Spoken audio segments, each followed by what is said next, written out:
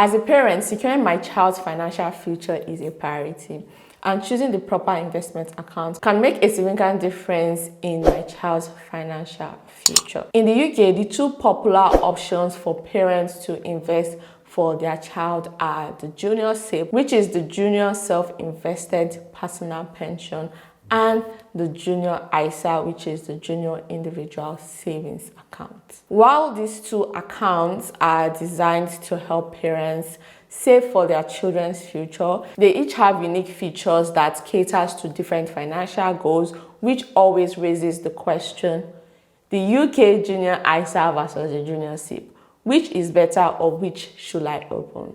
So with that said, in this video, I will explore the unique features of the Junior SIPP and the Junior JISA to help you decide which one to open. For this video to be coherent, I have sectioned it into 6 talking points. Firstly, I would explain the Junior JISA, the contribution limit and its advantages and disadvantages. Then I would go on to do the same thing for the Junior SIPP. Thirdly, I would compare the Junior JISA and the Junior SIPP and then tell you which one you should choose. Finally, I will touch on why you could consider having both, and then I will bring this video to a conclusion. So if that sounds like a plan, please stick around. Now, let me give a bit of disclaimer. Please do know that I'm not a financial advisor or an accountant. So anything I say in this video is based on my opinion and research. So do not take anything I say in this video as advice. See it as an opinion. If you need help with managing your finances, please do contact a financial advisor. So let's get into the video proper. The first talking point is, what is a Junior JISA? Now, a Junior JISA is a tax-efficient savings or investment account for children under 18 years old in the UK.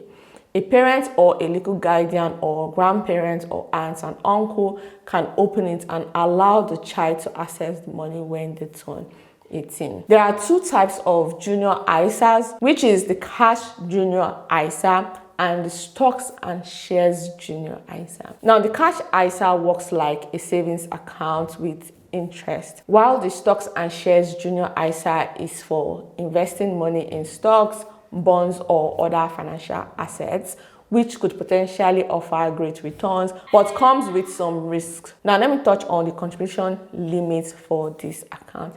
Now, for the tax year, that is the UK tax year. So for those of you who don't know, the UK tax year is always from April to April. So for instance, April 2024 to April 2025 is one tax year. So if you want to refer to the last previous 2 tax years here in the UK, you are referring to April 2022 to April 2023. And then the second one will be April 2023 to April this 2024, because the next tax year will be April 2024 to April 2025. So that's 3 tax years I just highlighted. So basically, as at this tax year, which is April 2024 to April 2025, that's probably next year, but you get what I mean.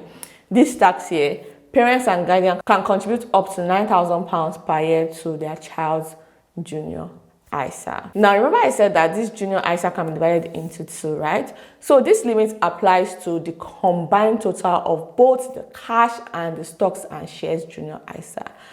So basically, you can spread your contributions across both types of account.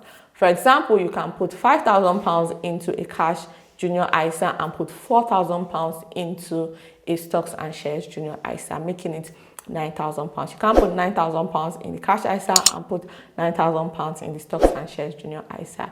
You cannot do that. Both accounts, you must have nothing more than £9,000. If you are opening both the cash Junior JISA and the Stocks and Shares Junior JISA. Now, let me talk about the advantages of a Junior JISA. The first advantage of the Junior JISA is that there is no income tax on interest or capital gains tax on investments within the account. Secondly, your child can access the full amount when they turn 18, giving them early access to their funds. Thirdly, parents can make a choice of cash or stocks, because parents can choose between a low-risk cash JISA or a high-growth Stocks and Shares JISA, depending on their risk tolerance. Now, let's talk about the disadvantages of the Junior ISA. While a child having early access to the funds in their junior ISA may be advantageous, some parents may worry about their child gaining full control over the funds when they turn 18. That is why, as parents or as guardians, you should teach your children financial literacy and independence so that they can manage their funds properly when they get access to them. Now, the second disadvantage is around the investment risk, especially when it comes to the stocks and shares ISA. There is no guarantee of returns, especially if you invest in the stock market, because the stock market can fluctuates. Lastly, when it comes to the junior ISA, you do not get any bonus or contributions from the government like you would with a junior SIPP. I think this will bring me nicely to what is a junior SIPP. Now, a junior SIPP is a pension account for children offering tax relief on contributions. The money can only be accessed when the child reaches retirement age, which is currently set at 55 years, but may rise to 57 in 2028. Now, when it comes to the junior SIPP, the long-term lock-in ensures that the funds are secured and will be available when the child needs them most, providing you with a peace of mind about their future financial security, because by the time they are having access to the money, they should already know how money works, or by then they would have honed their financial skills. And obviously, if you train them well when it comes to finances, they'll be in a very good age to be able to manage the funds in that account well. Now, let me touch on the contribution limits for the junior SIPP. You can actually contribute up to £2,880 per tax year, and you will get 20% tax relief, which is provided by the UK government. So what this means is that the highest money you can contribute into the account is £2,880, but you can choose to contribute lower than that. So what this means is that you only need to contribute a maximum of £2,280, and the government would add an extra £720. Now, be rest assured, this is not public fund. It is called tax relief. So if you're an immigrant living here in the UK on a visa and you have no recourse to public fund, you can actually open this account for your child.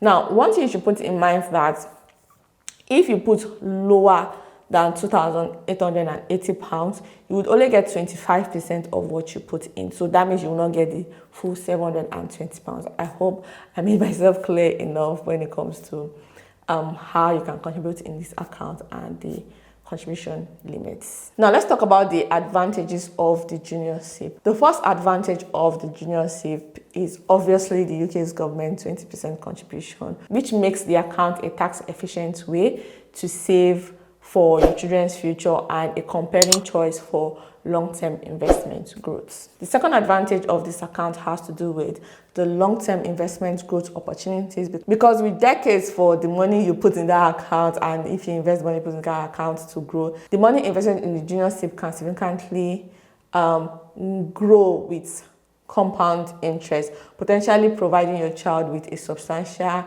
nest egg for their retirement. Like, it can make them cool money. Hopefully inflation does not go up everything up, but yeah, you get what I mean. Likewise, the long-term growth potentially can give you an optimistic approach about saving for your child's future. Now, the third advantage I would like to give you guys about this account is that the account ensures that your child will not be tempted to withdraw the money early, keeping it for their future retirement needs. So they cannot access the money when they are 18 or 20 or 40. They have to wait until the official retirement age here in the UK before they can access the money. So it just gives you rest of mind that your child will not be tempted to withdraw the money, because the money is intended for their retirement. Now, with everything in life that has an advantage, there's always a disadvantage. So let's talk about the disadvantages of a junior SIPP.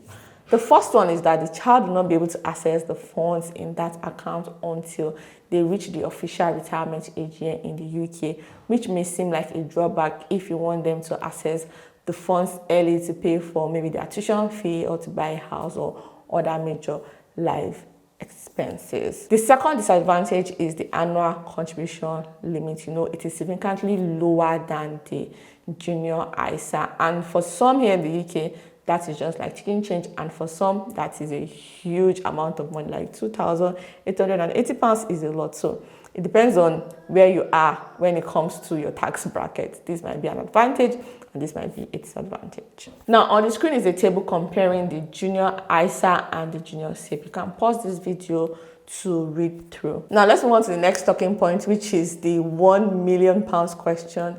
That is, which one should you choose? Now the decision between the Junior SIPP and the Junior ISA depends on your child's financial needs, your long-term goals for your child, your own financial situation or circumstances. I would say you should choose the Junior ISA if you need your child to have access to the money when they are 18 years old to cover their maybe university expenses, pay for a house deposit, or start their adult life. Likewise, I would say you should choose the Junior ISA if you want the flexibility of choosing between a low-risk cash ISA or a growth-focused stocks and shares ISA, because you can just open a regular savings account or you can choose to invest when it comes to the Junior ISA, but the Junior SIPP will not give you that option.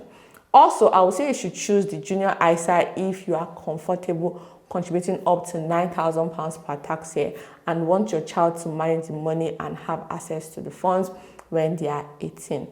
On the other hand, I would tell you to choose the Junior SIPP if you are focused on building a long-term nest egg for your child's retirement. You like the idea of the UK government tax relief, like the bonus they would give you when you contribute to the Junior SIPP. It can be a great incentive for you to keep saving for your child. And I would say to choose the Junior SIPP if you are okay with the child not accessing the money in the account until they reach the official retirement age here in the UK, allowing the funds to grow tax-free for decades. Now, my question to you is, why do you want to choose between the Junior ISA and the Junior SIPP? Why not have both? If possible, you see, opening both the Junior ISA and the Junior SIPP can offer a balanced approach towards securing your child's financial future. You can use the Junior ISA to meet their short and medium-term needs, like paying off their tuition fee when it's time for them to go to university and their cost of living during their university years, so that they don't take out student loan, or even buying their first home if they have enough in the Junior ISA, while you can use the Junior SIPP to build a strong foundation for their retirement. Personally, when I gave birth to my son, I opened the Junior SIPP and the Junior ISA. My intention for the Junior ISA is that he has money to go to university if he chooses to go to university through the traditional way of going to university. And if he chose to do his undergraduate through apprenticeship programs, he will have money to cover his cost of living when he's getting his degree through apprenticeship. And if he chose to buy his first home at an early age, or he wants to buy a house when he turns 18, he has funds to do that. Now, as much as possible, when my son starts his adult life, I don't want him to have the burden of taking out any kind of loans to start his adult life. And I opened the Junior SIPP because I want to build for his retirement, like his longer years. Now, my husband and I have planned not to leave any inheritance per se for him. The only inheritance we want to give him is the money in his Junior SIPP, because we intend on selling our house and living our best life as soon as possible. Like, we intend on doing that. So there might not be any property for him to inherit because his dad and mom has used it to enjoy their life. So that is why we want to leave something for him, because we are Christians and we believe in generational wealth, and we feel that is a way of building generational wealth. So that's why we opened the Junior SIPP. Now, for the Junior ISA, I don't have £9,000 to put in the Junior ISA. So every month I put £100 in the Junior ISA, because I have started when I gave birth to him. So I put £100 every month. So by the time he's 18 and he wants to go to university, he would have about £40,000 in that account. Now, the £100 I put in the Junior ISA is invested. So the ISA I opened is not the cash ISA. The ISA I opened is the stocks and shares ISA. And I invested the money in his Junior ISA in the Vanguard. Yeah, that's where I invested the money in. Then for the Junior SIPP, I invested the money in the S&P 500 and in a special pension fund pot. That's where I invested the money in the Junior SIPP. So the money in Junior SIPP is for his later life. In summary, the Junior SIPP and the Junior JISA have strengths and weaknesses. Likewise, they are excellent tools for securing your child's financial future. They are even tools that could possibly make your children millionaires if you strategize well. But you should remember that the Junior JISA and the Junior SIPP serve different roles. The Junior JISA is ideal for those looking for flexibility and early access, while the Junior SIPP is perfect for those focused on long-term retirement planning. Now, before you open any of these accounts, it is essential that you consult a financial advisor or do a thorough research. Consider your financial goals, your child needs, and your personal financial circumstances before you make a decision. By so doing, you can make an informed choice that sets your child up for financial success. If you have any thoughts on the Junior SIPP or the Junior JISA, please leave it in the comment section below.